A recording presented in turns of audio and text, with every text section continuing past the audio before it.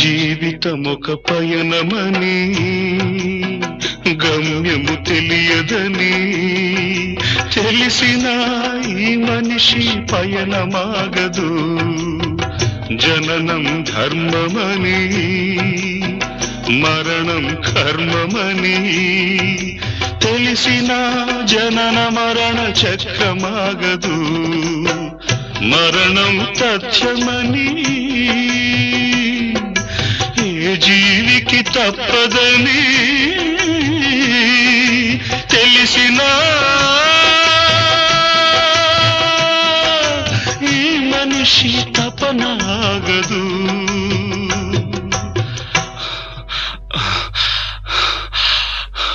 ఈ బ్రతుకు తపనాగదు.